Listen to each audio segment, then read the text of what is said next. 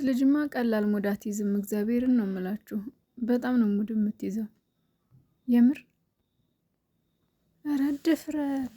ጭራሽ ሀይሚን ማስፈራራት ደረጃ ጭራሽ። ኧረ ይመቻት እግዚአብሔርን። በጣም ሽቅብ ቀዘነች፣ ሽቅብ ቀዘነች እግዚአብሔርን።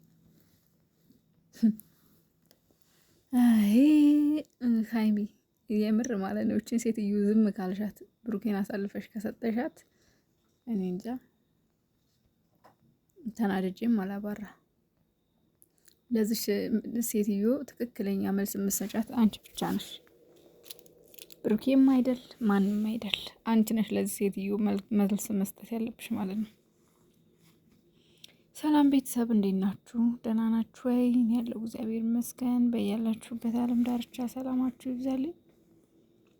እንግዲህ ዛሬም የተለመደው ጭቅጭቅ እንደቀጠለ ነው። የተለመደው የሚያስጠላ ቪዲዮ እንደቀጠለ ነው። ዛሬ በብሩኬ ቤት ነው መግቢያ የሚሰራው ሚፍታህ ነው። እንግዲህ ሚፍታህ መጀመሪያ ላይ ሲመጣ መጨረሻ ላይ ያው ቆረጥ አድርገው መግቢያ የሚያደርጓት ነገር አለች። እሷን አይቼ እንደገና ደግሞ መጀመሪያ ላይ ሚፍታህ ፈገግ ብሎ ሳየው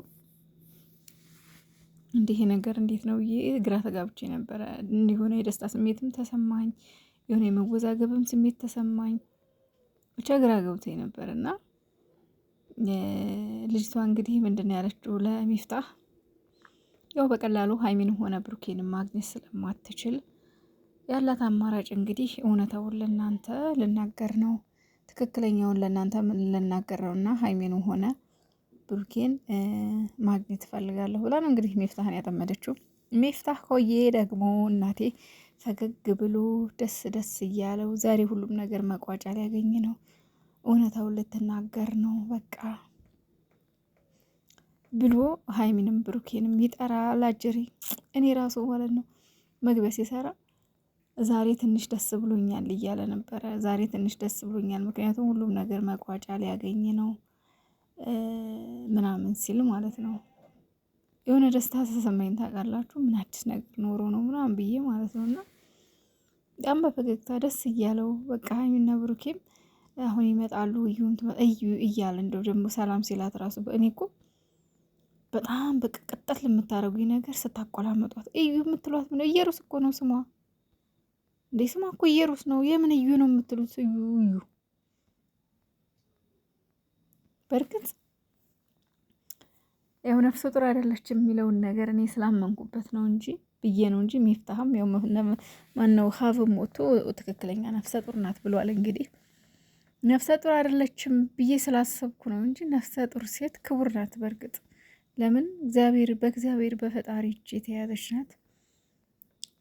በፈጣሪ እጅ ተይዛለች እና አለ አይደለ ያው ሴት ናት፣ በዛ ላይ በመብርሃን እጅ ተይዛለች እና ማክበር ጥሩ ነው። ግን ደግሞ የሆነ አለ አይደለ ቦታ ስትሰጧት በጣም እንትን እያለችባችሁ ነው።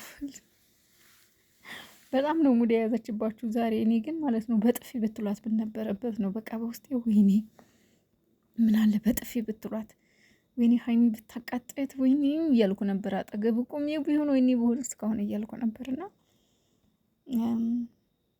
ሀይሚዬ የኔ ቆንጆ ጠንካራ ሁኚ። እችን ሴትዮ ትክክለኛ መልስ መስጠት አለብሽ ለዚህ ሴትዮ ማለት ነው። የምሬ ነው። እቺ ሴትዮ ሁለታችሁን ለማለያየት ለማጣላት ስራዬ ብላ ብር ተከፍሏት እያደረገች ያለችው ነገር ነው። በጭራሽ በጭራሽ በጭራሽ በጭራሽ አትመኛት። በጭራሽ አሳልፈሽ ብሩኬን አትስጩ። እግዚአብሔርን ነው የምላችሁ። ነገረ ስራው ሁሉ ያስታውቃል። ታውቃላችሁ። አሁን እኮ እሷ እያለች ያለችው ልጁ ዲኤንኤ እስኪመረመር እንኳን መታገዝ አልቻለችም ልጅቷ ማለት ነው። ለምን በቃ አላማዋ ሁለቱን የማለየት ስለሆነ በቃ ሀይሚን ትቶ ከሷ ጋር በግዴታ ከሷ ጋር እንዲሆን አይነት ነገር። መቼም እኮ ፍቅር በግዴታ እንደማይሆን ታውቃለች።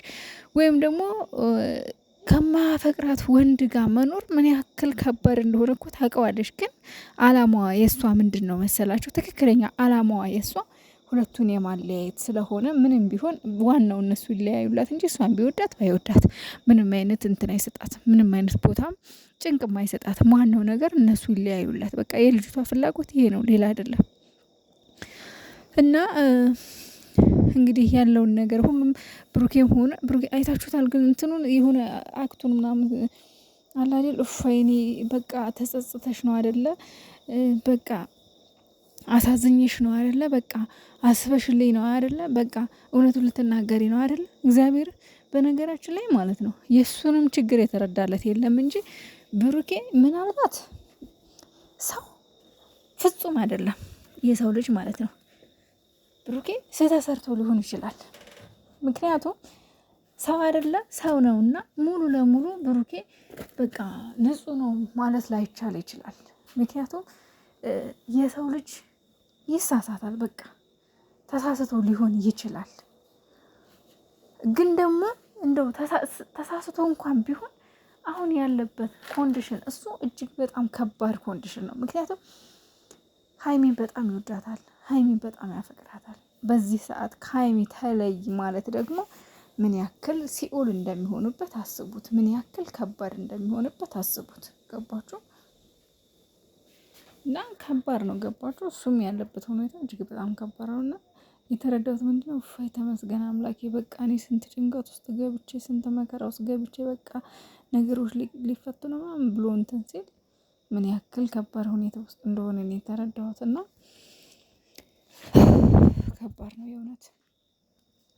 ነገር ግን እነሱ ከተሰባሰቡ በኋላ ልጅቷ የተናገረችውና ያወራችው ነገር ጭራሽ ተስፋ የሚያስቆርጥና ልጅቷ የሆነ ሌላ ሰው ቢሆን ትዕግስታቸው ግን ነው ያልኩት። ትዕግስታቸው የምር ትዕግስታቸው እግዚአብሔርን እኔ ካሁን በጥፊ ሌላት ነው እያልኩ እየጠበቅኩ ነበር።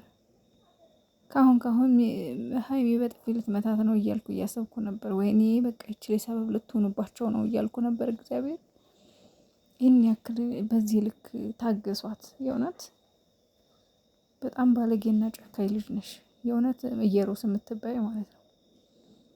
ጭራሽ ሀይሚ ላይ ከዚህ በኋላ ከህይወታችን ውጭ ገንዘብ አጥቼ አይደለም ልጅ ያላበት እንዲያድግ አልፈልግም፣ ስለዚህ ከኛ ህይወት ውጪ ምናምን ብላ ጭራሽ እሷን የማስፈራራት እንትን በጣም በጣም በጣም ብሩኬ ዛሬ አንድ ደስ ያለኝ ነገር አለ። በኮንፊደንስ ነው ልጁ የኔ አይደለም ብሎ የተናገረው። በኮንፊደንስ ማለት ነው። ቀኛ የምንፈልገው ይሄን ነበር። ልጁ የኔ አይደለም ብሏል። ግን አሁንም አንድ ግልጽ ያልሆነልኝ ነገር አለ። ብሩኬ ከልጅቷ ጋር ግንኙነት አለህ የለህም የሚለው ለምንድነው? ከልጅቷ ጋር ግንኙነት የለኝም የማትለው? ልጁ የኔ አይደለም ሳይሆን ግንኙነት የለኝም ከሷ ጋር ብትል ጥሩ ነበር። ግን አሁንም የሆነ ነገር አለ። ብቻ ግን ሀይሚና ብሩኬ መቼም አይለያዩም፣ መቼም አይለያዩም። እግዚአብሔርን